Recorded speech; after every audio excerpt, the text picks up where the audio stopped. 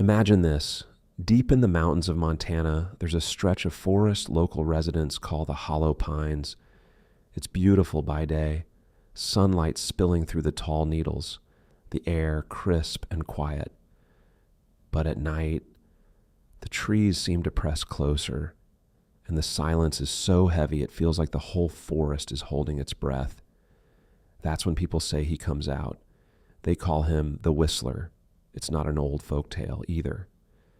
Hikers and campers still go missing there every year, and those who come back never stay long in the woods again.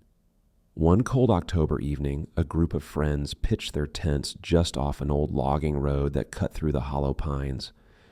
The sun had just dipped, painting the treetops blood red. Around their campfire, they joked about the legend. One of them even whistled a tune into the trees, laughing that if the Whistler wanted them, he'd better show himself. But the laughter died fast when something whistled back. It wasn't the same tune. It was slower, broken, like someone trying to mimic the sound without really knowing how. The group went silent. The fire crackled, and from the shadows of the tree line, the whistling came again, closer. One of them, a guy named Derek, grabbed a flashlight and aimed it into the dark. The beam swept across the tree trunks until it landed on something pale between the branches.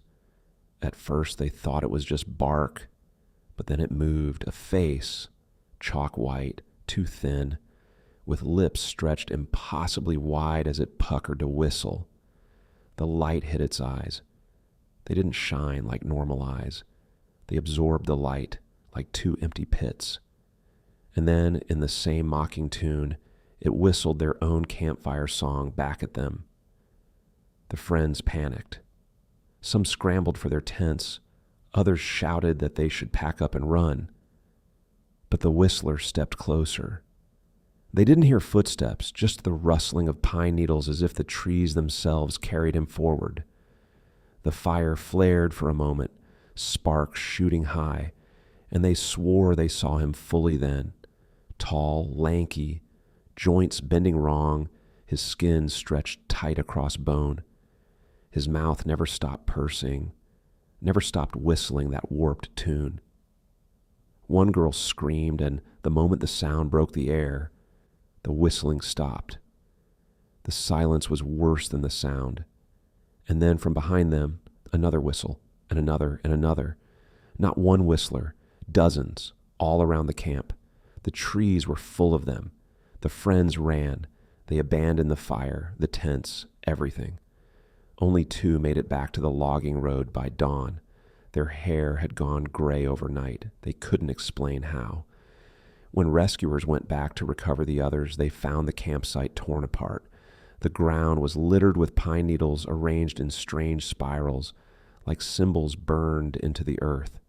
And worst of all, hanging from the trees above the camp, tied with vines, were tiny wooden whistles, hundreds of them, all swaying in the wind.